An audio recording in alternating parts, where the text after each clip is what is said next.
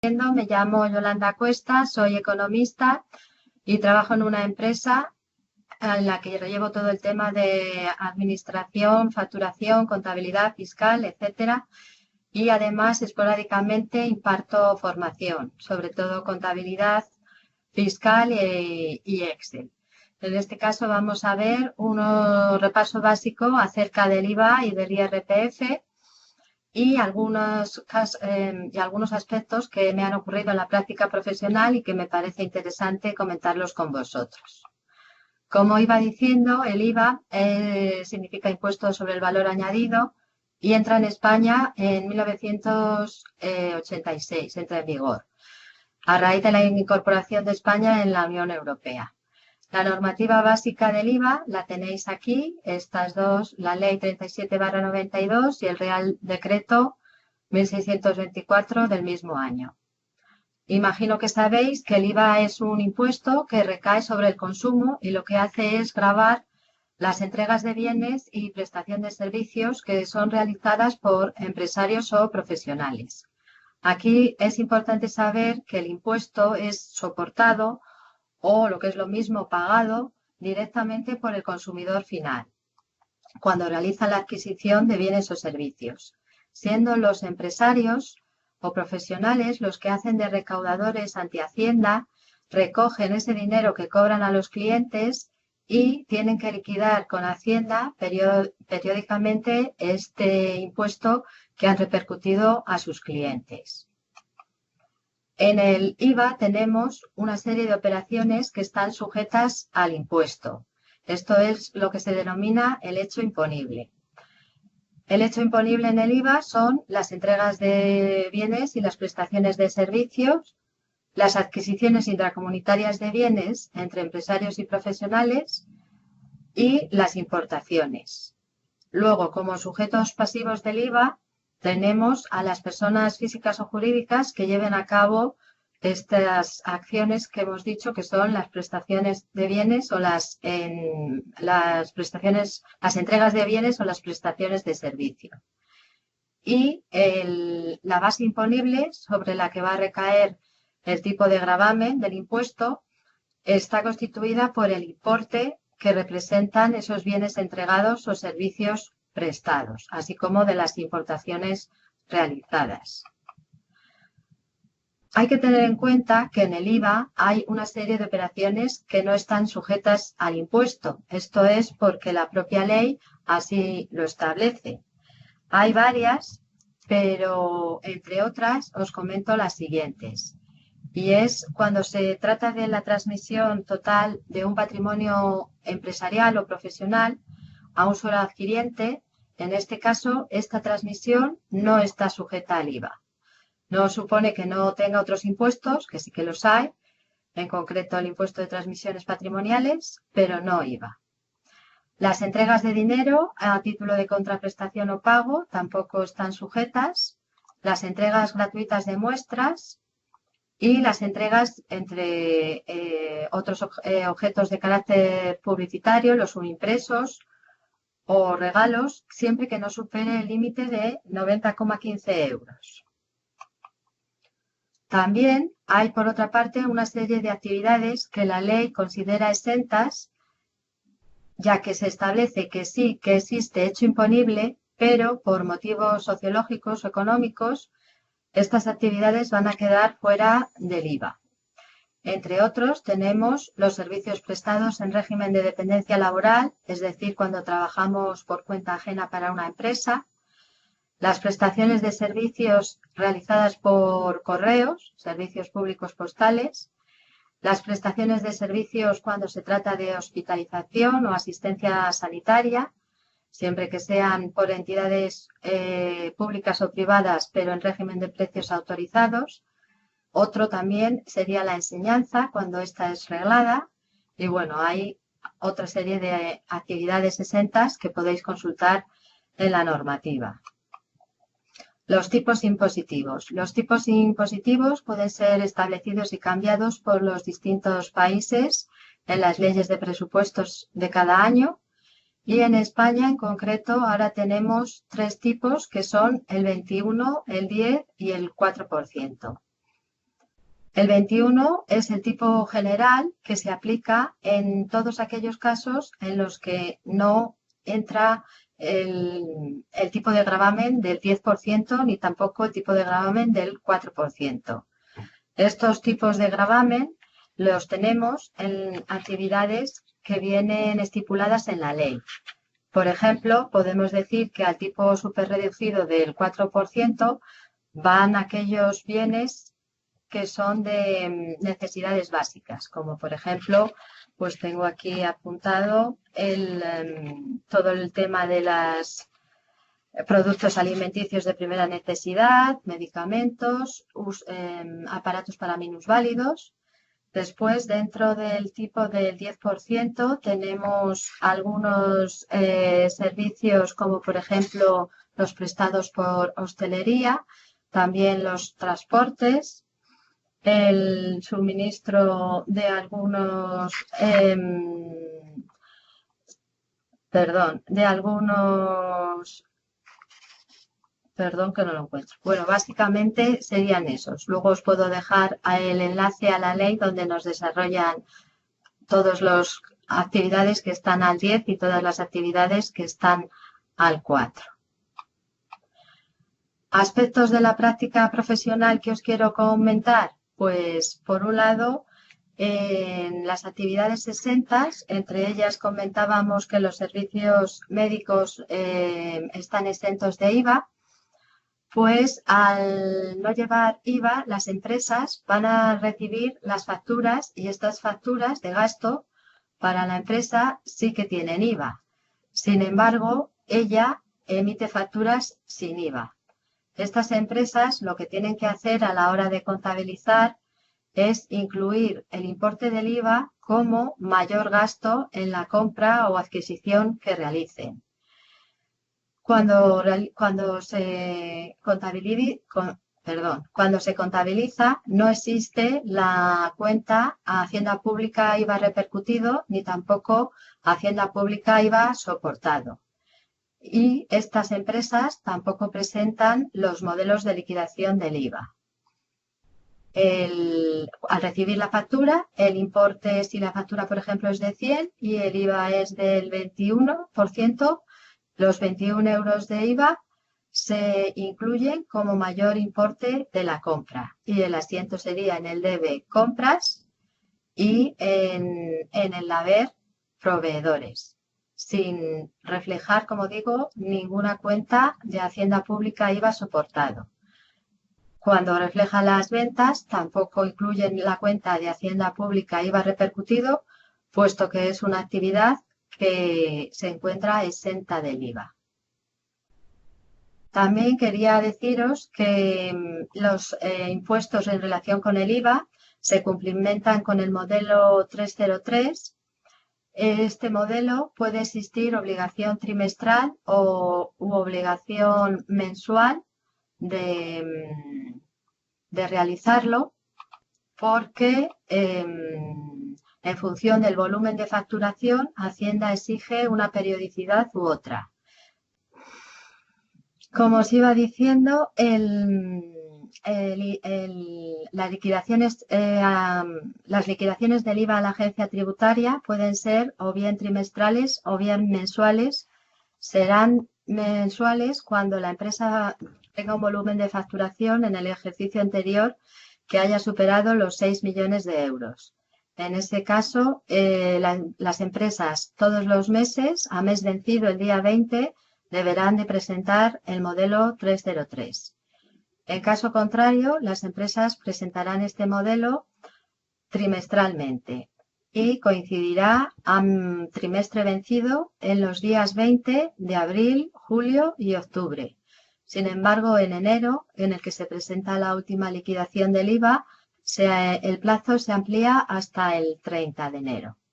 Si bien en esta fecha hay que cumplimentar y presentar el modelo 390, que es el que se conoce como el resumen anual del IVA.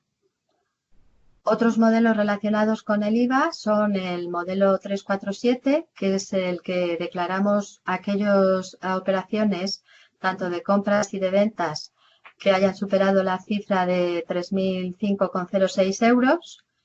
Y el modelo 340, que también es una relación de las operaciones realizadas, este modelo en el caso de que la empresa tenga la obligación mensual de presentar el 303. En el IVA tenemos la posibilidad de que si hemos soportado mayor IVA del que hemos repercutido, Hacienda nos lo devuelva. Pero en el caso de empresas que presenten los modelos trimestrales, la devolución del IVA solo lo va a poder pedir en la última liquidación, es decir, en la de 30 de enero. En el resto de declaraciones, la de abril, julio y octubre, lo que la empresa hará será rellenar la casilla en la que indica que solicita la compensación. Esto es así obligatoriamente. Y, por ejemplo, si ha tenido un IVA a devolver en abril, en la liquidación de julio, ese IVA y en la declaración de julio supongamos que le sale a pagar, ese importe que en abril le salió a favor de la empresa y que puso a compensar, podrá aplicarlo y de esta manera pagar menos cantidad de IVA. Si acumula IVA en todos los trimestres o en el último, de manera que en el cuarto trimestre sigue siendo el importe a favor de la empresa que Hacienda le tiene que devolver, es en ese trimestre en el que tenemos que poner cuidado y en vez de dejar marcada la casilla de compensación, marcar la casilla de devolución, para que Hacienda nos devuelva en nuestro banco, en el número de cuenta que le indiquemos, el importe. Esto es importante porque si no, la cantidad que dará a compensar no se pierde, podremos compensarla en el ejercicio siguiente, pero no tendremos opción a la devolución en ese ejercicio. También os quería comentar acerca de los asientos contables del IVA. Sabéis que si el IVA repercutido es mayor que el IVA soportado, nos va a dar lugar a la cuenta Hacienda Pública acreedor por IVA. Entonces tendremos una deuda con la Hacienda Pública y la reflejaremos en el pasivo circulante del balance. Y en caso contrario, esto es que el IVA soportado sea mayor al IVA repercutido, la cuenta que nos surge es Hacienda Pública deudor por IVA y aparece en el activo, también en el activo circulante. Otro aspecto interesante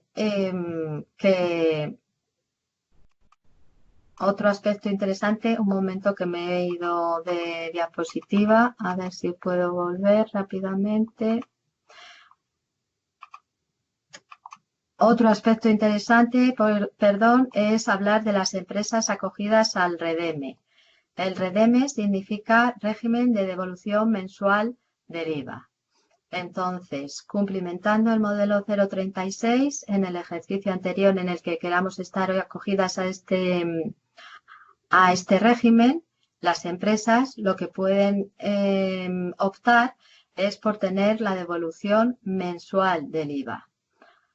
Y para ello también Hacienda establece unos requisitos, que son el cumplimentar las liquidaciones y presentarlas mensualmente. Entonces, algunas empresas puede que les interese estar acogidas a este régimen si en su actividad el IVA soportado es mayor al IVA repercutido y no quieren esperar hasta el final del ejercicio para poder tener la devolución de los importes. Y otro tema interesante, que existe un nuevo sistema para comunicarse con la agencia tributaria y además es obligatorio para aquellas empresas que facturan más de 6 millones de euros, que es el que se denomina suministro inmediato de la información o por las siglas SII. Con este nuevo sistema, Hacienda exige aquellas empresas que facturan más de 6 millones de euros que suban a la aplicación web de la agencia tributaria todas las actividades, tanto de compras como de ventas, que realizan. Y además, esto con unos plazos, puesto que para las facturas emitidas existen solamente 4 días desde el día después de la fecha de emisión de la factura, para que estas facturas o la información sobre estas facturas esté en poder de la agencia tributaria. Y en el caso de facturas recibidas, existe plazo igualmente de 4 días, si bien ahora es desde el plazo empieza a contar, desde el momento que la factura se contabiliza. Porque las facturas que recibimos, pues quizás se emiten el 1 o el 2, el 3 del mes, las recibimos el 10 y las contabilizamos el 12 o el 15 o cuando llegan a contabilidad. Entonces, en ese caso de facturas recibidas, la obligación es de subirlas al sistema del SI en 4 días desde la contabilización de las mismas. Bueno, pues esto es en relación al IVA. En relación al IRPF, os voy a comentar en principio una serie de aspectos básicos para repasar. Bueno, ya sabéis que este impuesto grava la renta de las personas físicas y tiene en cuenta sus circunstancias personales. El IRPF considera renta todos los rendimientos netos que el sujeto pasivo tiene y también incluye los aumentos o disminuciones de patrimonio del sujeto pasivo. La normativa básica del IRPF la encontráis en la Ley 35/2006 y en el Real Decreto 439/2007. Ahí están todos los aspectos de la normativa. Y vamos a repasar lo que es el hecho imponible en el IRPF. Entonces, en la obtención de renta por parte del sujeto pasivo es lo que está gravado con este impuesto.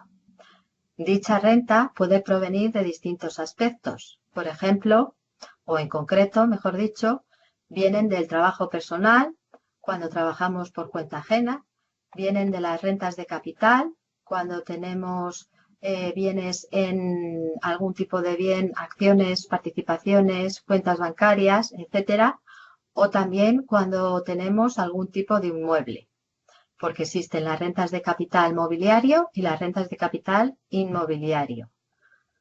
Otro componente de la renta es la realización de actividades profesionales o empresariales por parte de personas físicas, y los incrementos de patrimonio y las imputaciones de bases imponibles positivas en sociedades en régimen de transparencia fiscal. Existen algunas exenciones al impuesto, es decir, rentas que no tributan y por tanto no forman parte del hecho imponible. Os he puesto en la diapositiva varias, existen algunas otras. Podéis ver prestaciones públicas por actos de terrorismo, mutilados como consecuencia de la guerra civil, ayudas percibidas para afectados del VIH, prestaciones de la seguridad social como consecuencia de incapacidad permanente o gran invalidez, y estas indemnizaciones por despido, siempre con el tope siempre con el importe tope establecido por el Estatuto de los Trabajadores, y otras que podéis consultar en la normativa. Los sujetos pasivos, pues básicamente, aunque luego también existen puntualizaciones, son aquellas personas físicas que tienen su residencia habitual en territorio español por una duración de más de 183 días al año. Y la base imponible, como comentábamos, está formada por la renta que obtiene el sujeto pasivo y por este tipo de rendimientos que vamos a ver a continuación, junto con las ganancias y pérdidas patrimoniales. Lo primero de todo, que siempre existen dudas, tenemos cuando hay obligación de declarar o de realizar la declaración de la renta. Entonces, tenemos el primer caso en donde existe obligación de declarar cuando se tienen rendimientos del trabajo por importe superior a 22.000 euros. Si estos rendimientos del trabajo son mayores a 22.000 euros, hay obligación de declarar. Esto en el caso de que exista un único pagador. Si existen dos o más pagadores, ese límite baja de 22.000 a 12.000. Después, también existirá obligación de declarar si los rendimientos del capital mobiliario, es decir, lo que tenemos en bancos o invertido, y las ganancias patrimoniales superan los 1.600 euros. Y luego, con respecto a las rentas inmobiliarias imputadas, capital mobiliario no sujeto de este tipo de inversiones, letras del Tesoro y subvenciones para la adquisición de viviendas de protección oficial, no superen el límite de los 1.000 euros. Nos aclara aquí en la diapositiva que en ningún caso van a tener que declarar aquellos contribuyentes que tengan, sumando rendimientos íntegros del trabajo, capital o actividades económicas y ganancias patrimoniales, de 1.000 euros anuales. Y en caso de pérdidas, si estas son de una cuantía inferior a 500 euros. En esos casos no hay obligación de declarar. Y casos en los que sí que hay que declarar, independientemente de los límites, cuando se tiene derecho a la doble imposición internacional, se den aportaciones a personas con discapacidad, existan planes de pensiones, etcétera. Básicamente estas que os estoy comentando. Aspectos de la práctica profesional. Pues en cuanto a los rendimientos del trabajo personal, me suelo encontrar que la gente se olvida incluir algunos importes que puede aplicar en su declaración de la renta y que le hacen bajar por lo menos un poquito la factura fiscal. Entonces, como digo, dentro de rendimientos del trabajo personal tenemos que incluir la colegiación siempre que ésta sea obligatoria. Por ejemplo, si somos médicos, como la colegiación es obligatoria, los importes que pagamos al Colegio de Médicos se pueden incluir como menor importe del rendimiento de trabajo personal. También aquellas aportaciones realizadas a sindicatos. Otro aspecto que se puede tener en cuenta para disminuir el rendimiento del trabajo personal es si tenemos gastos porque hemos tenido litigios con el empresario que nos tiene contratado, esos gastos se pueden incluir. O también si el empresario realiza contribuciones, que se dicen contribuciones al plan de pensiones del trabajador. Quiero decir, si el empresario para el que trabajamos aporta dinero a un plan de pensiones a nuestro favor, también es este el sitio donde los tenemos que incluir.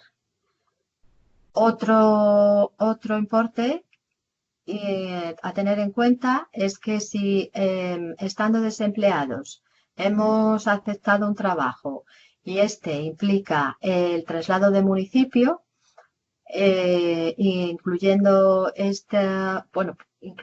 una marca en este apartado, también nos va a rebajar en parte, no en mucho, pero sí en parte, la cifra de los rendimientos del trabajo personal. En cuanto a los rendimientos del capital mobiliario, hay que repasar si son intereses o dividendos, porque el tratamiento de las rentas obtenidas por intereses o de los dividendos son distintos, estando incluso exentos en cierta cantidad cuando provienen de dividendos. En cuanto a los rendimientos del capital inmobiliario, que es todo aquello relacionado con las propiedades inmobiliarias que se tienen, es importante diferenciar si el bien está en alquiler o a disposición de los titulares. Si está a disposición de los titulares y no se le está sacando un rendimiento por el alquiler, Hacienda nos va a imputar unas rentas, lo que denomina atribución de rentas, meramente por el hecho de poseerlos. Sin embargo, si el inmueble está alquilado, vamos a vamos a tener que declarar esos ingresos, por supuesto, pero también vamos a poder incluir todos los gastos necesarios para la obtención de dichos ingresos de alquiler. Y ahí, entre otros, si tenemos un préstamo para pagar ese inmueble, los intereses los podemos deducir, todos los gastos relacionados con, por ejemplo, pues asesorías o la comunidad de bienes, etcétera. Todos los gastos necesarios para poder obtener esos ingresos de alquiler. En cuanto a los rendimientos de actividades empresariales y profesionales, cuando una persona física lleva a cabo su trabajo en forma de autónomo, tenemos que distinguir si la estimación es objetiva, aunque ya cada vez quedan menos posibilidades de esto, puesto que quedó restringido. En este caso hablábamos de los índices o módulos y se llevará a un apartado de la declaración diferente de si estamos en estimación normal o simplificada. Y si estamos, si estamos en estimación directa normal o simplificada. Y si estamos en estimación directa simplificada, también existen una serie de gastos que no hay que olvidar complementar, como son los conocidos como gastos de difícil justificación, que son un porcentaje establecido por la ley que nos podremos deducir automáticamente. En cuanto a las ganancias y pérdidas patrimoniales, pues se producen cuando realizamos la transmisión, por ejemplo, de un inmueble o la transmisión de unas acciones, de un fondo de inversión, etcétera. Entonces, aquí es muy importante tener en cuenta las fechas porque hay que ver la diferencia de valor entre la fecha de adquisición y la fecha de venta. También hay que tener en cuenta y recopilar y tener siempre, ser consciente de todos los gastos inherentes a la transmisión, puesto que los gastos que hayamos soportado para la venta también nos lo podremos deducir. En el caso de que existan pérdidas, es decir, compramos unas acciones y las tuvimos que vender porque estábamos ya viendo que perdíamos mucho dinero. Si las compramos por 1.000 y las hemos tenido que vender por 500, hemos tenido una pérdida de 500, pues esa pérdida se puede compensar, siempre con unos límites.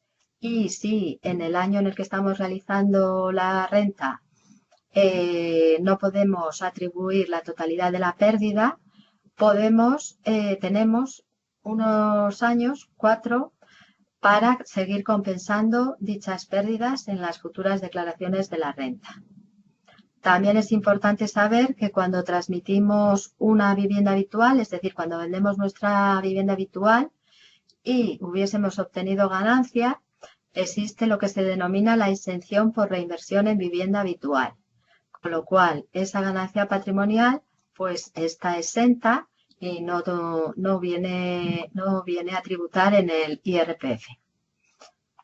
Y también tenemos otra característica interesante de las ganancias y pérdidas patrimoniales, que es que para los mayores de 65 años, si transmiten su vivienda habitual recibiendo en contraprestación una renta vitalicia, la ganancia derivada de la transmisión tampoco está sujeta, o también, perdón, estaría exenta del impuesto. Otra cosa que suelo ver es que muchas veces pues no se presta la suficiente atención a las reducciones, deducciones, bonificaciones que existen en el IRPF.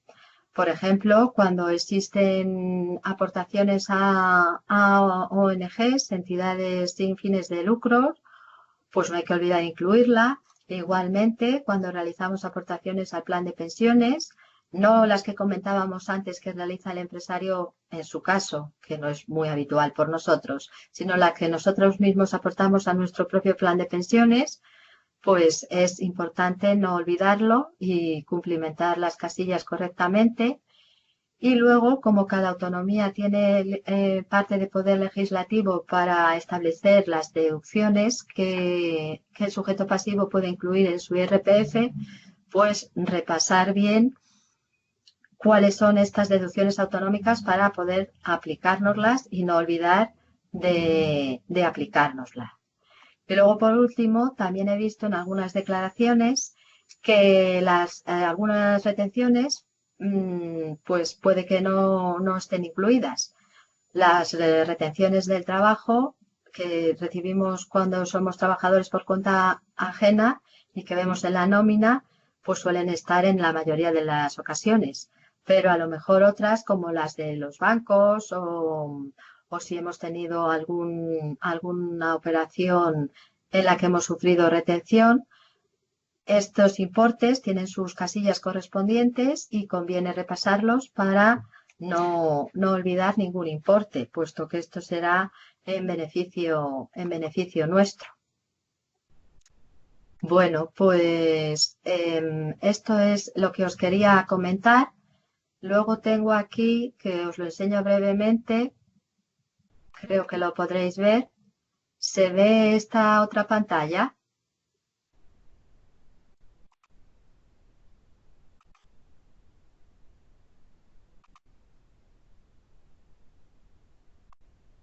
Hola, ¿se ve esta otra pantalla?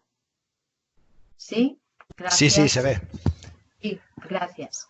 Entonces, este es el modelo para cumplimentar el IRPF y lo que los que os comenté anteriormente al respecto del rendimiento de trabajo, pues lo podéis incluir en esta casilla. Hay que pulsar este botón y lo que os decía, las colegiaciones obligatorias, los satisfechos sindicatos, trabajadores desempleados, contribuyentes desempleados que hayan recibido un puesto de trabajo y lo hayan aceptado, que haya supuesto un traslado de municipio, etcétera. Es donde hay que ir cumplimentando, entrando en cada uno. Veis aquí los gastos. Este es en el caso de rendimientos del capital mobiliario, etcétera. Quiero decir que hay que poner ojo en cada una de las casillas para poder ir accediendo y no dejar ningún importe sin incluir, sobre todo los que son beneficiosos para el contribuyente. Y nada, esto es lo que tenía presentado. Espero que os haya sido interesante y ahora quería dejaros un tiempo para que me preguntéis las dudas que tengáis. Os animo ya que estamos aquí, tenemos unos minutos y se puede intercambiar experiencias o comentarme vosotros si habéis tenido con respecto al IVA o al IRPF alguna aplicación en la práctica que, que os haya, que os haya llamado la atención o que os haya sucedido con habitualidad. Bueno, veo que por aquí Manuel me dice que no tiene dudas. Gracias, me dice Román, Mary, Iberstevia, gracias a vosotros. Mary me dice que tiene una duda, pues sí, está escribiendo. Ahora, Ángel, Yolanda, ¿cuánto tiempo puede el IVA compensado ser susceptible de ser compensado más de un año? Pues creo que son 5 años para compensar el IVA en total, o sea, el primer año sería en el que se genera sería el primer año, luego 4 años más.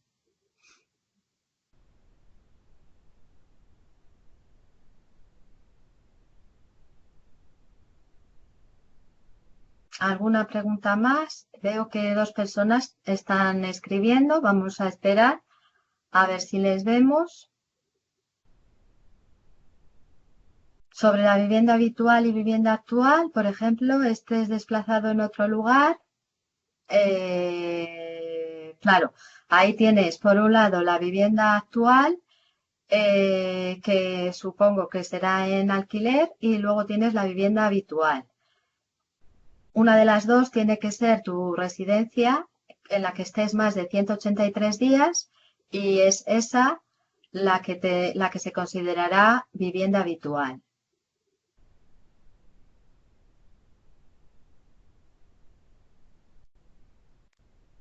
Esto era contestando a Mary. Ángel nos pregunta que si la solicitud del IVA suele llevar consigo una inspección por parte de Hacienda. Sí, esto es una leyenda urbana que hay, pero yo no creo en ella. No, la solicitud de devolución del IVA no lleva consigo una inspección por parte de Hacienda per se. Y yo soy, vamos, que puedo dar fe de ello. Además, las cuentas si están bien llevadas y los importes son correctos, tenemos todas las armas para defendernos en caso de una inspección. Mary me dice que ok. Os animo unos minutos más a comentar alguna cosilla vuestra de la práctica, alguna cosa que estéis ahora haciendo el IRPF. Mary está escribiendo. Vamos a esperarnos un poquito.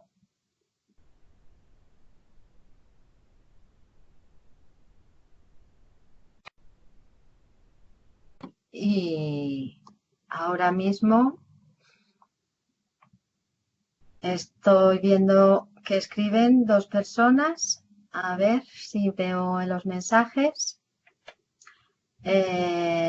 Sí, Mary me pregunta para los bienes, perdón. Mary me pregunta sobre los bienes que van al 10 y al 21. Luego hablo con Ángel y con Jesús a ver cómo os puedo hacer llegar el archivo donde vienen todos los bienes con su tipo de gravamen. Os he comentado alguno de ellos, pero claro, es que la lista es larga y luego como los van cambiando, que unas veces los suben y otras veces los bajan, por ejemplo, el IVA del cine, sabéis que está pendiente de ser bajado, etcétera, pues os pasaré una lista. Ángel me pregunta acerca del IVA de las importaciones, cuándo se genera. Sí, depende del Incortem y ahora está bastante regulado. Sería un tema que tendríamos que tocar en profundidad, pero bueno, en principio funciona como lo que hemos explicado. Mary me dice que si puede encontrar en la web de la EAT los tipos de IVA. Sí, los tipos de gravamen están en la EAT y en esta presentación, cuando os puse la ley y el reglamento del IVA, en esas 2 disposiciones también están. Pero vamos, de todas formas, os haré llegar la lista que tengo yo, si es que la tengo aquí, pero no lo puse en la diapositiva.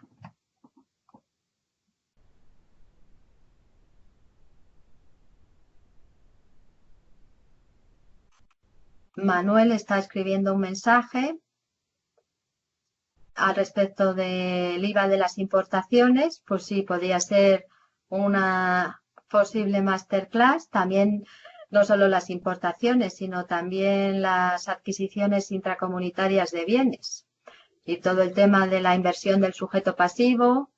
Son temas del IVA que con con todas estas actividades de exportación y de ampliación de las empresas al comercio exterior, pues cada vez están más demandadas y son más útiles. Ángel está escribiendo. Entonces, sí, la inversión del sujeto pasivo, dice Ángel, que tiene tela. Bueno, no es tan difícil. Lo que pasa que con ese nombre es poco amigable y nunca nos ha gustado, pero no es de lo más difícil.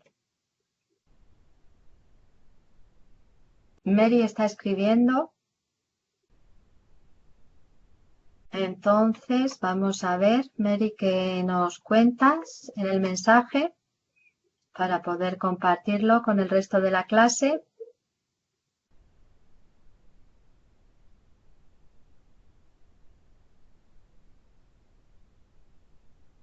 Uy, también estamos pendientes, a ver, sí, para seguir una duda más.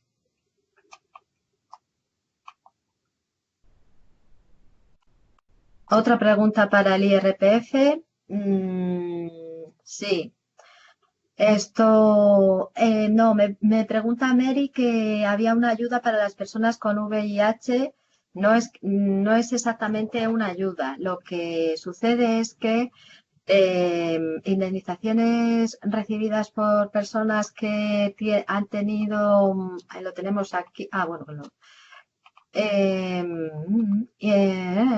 ayudas percibidas por los afectados por el VIH, este tipo de ayudas están exentas, es decir, no hay que incluirlas en la declaración del IRPF.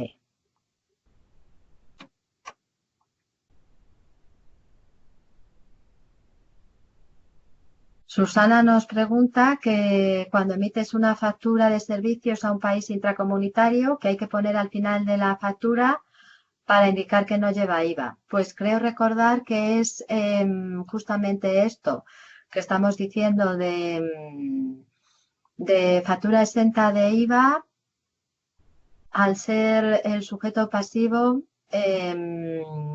al existir inversión del sujeto pasivo. De todas formas, lo tendría que consultar y os lo diría, porque sí que lo he hecho, lo que pasa que ahora exacta la frase no la recuerdo.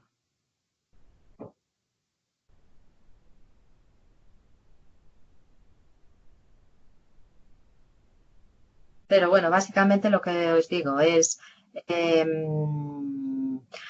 factura no sujeta a IVA por inversión del sujeto pasivo en adquisición intracomunitaria de bienes.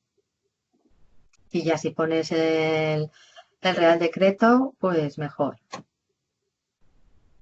Esto era para Susana. Hay otro par de personas que están escribiendo.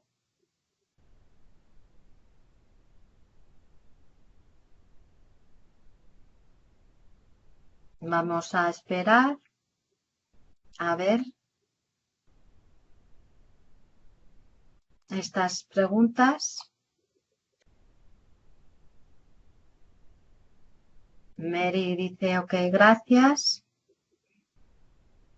Con respecto a la pregunta de las personas que pueden tener exentas rentas por recibir ayudas o por haber recibido ayudas del VIH.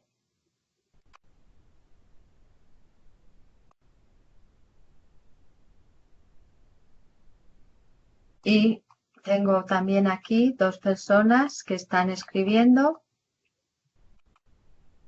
Vamos a ver el mensaje, si nos termina de llegar. Y podemos comentarlo. De momento no veo nada. O sea, veo, pero está terminando de escribir.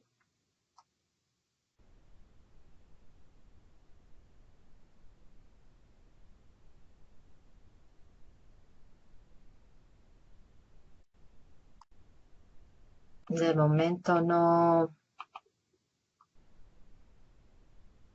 veo los mensajes nuevos. Esperamos un poquito más. A ver si entran.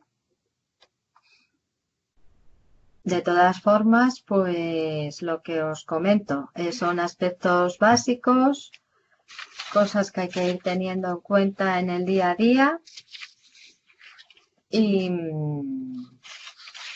que no es cumplimentar la declaración por cumplimentar, sino que hay que poner 1000 ojos para que no se te salte ninguna cantidad, ningún importe, no ya solo los que no son beneficiosos, sino también los que corresponden a Hacienda por el tema de no entrar en inspecciones y demás, pero llevándolo correctamente y teniéndolo documentado, no tiene por qué haber ningún problema, aunque venga una inspección. Eso sí, revuelven los papeles de arriba a abajo. Bueno, no es que vengan ellos a revolverlos, sino que se los tienes que llevar tú.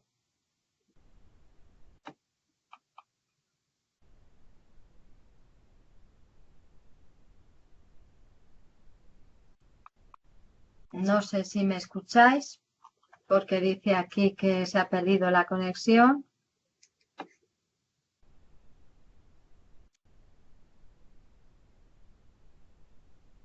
Hola, Yolanda. No sé si me pone aquí se ha perdido la conexión. No, pero se sigue viendo, ¿no? Hola, Yolanda. Sí, ya. Sí, que ponía que se había perdido la conexión. Sí, cierto. Ah, vale. Pues nada. Ahora ya he vuelto. No sé si alguno se ha quedado con alguna duda. Tenemos aquí para bienes vendidos fuera de la Unión Europea, tiene que ir con o sin IVA. Yo os escucho bien. Para bienes que se venden fuera de la Unión Europea van sin IVA, en principio. Pero bueno, tendríamos que verlo bien. Las exportaciones.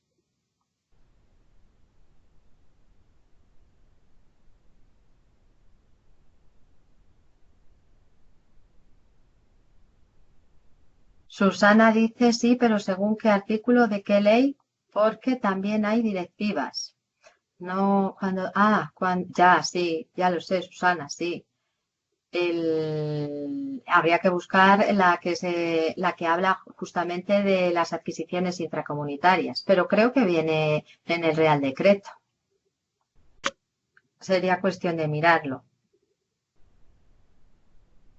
Sí, vamos, que está fácil de encontrar, no tiene pérdida.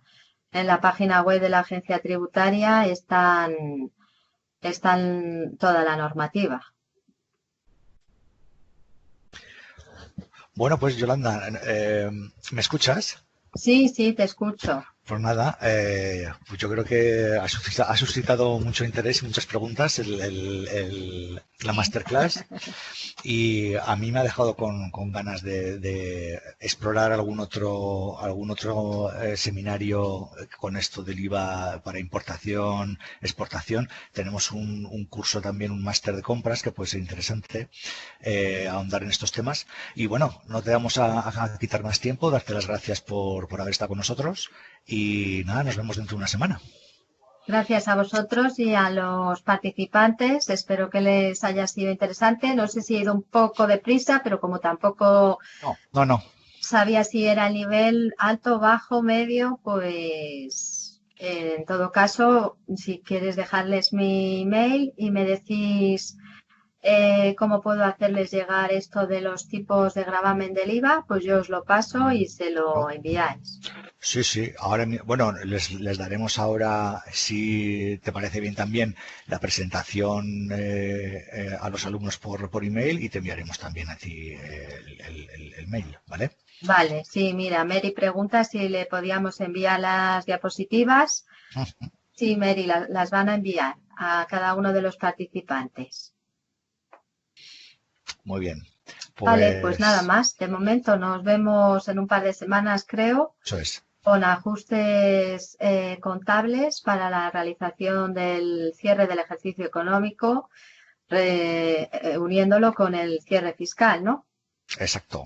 Vale, pues nada, un Ya, placer. buenas tardes. Hasta luego.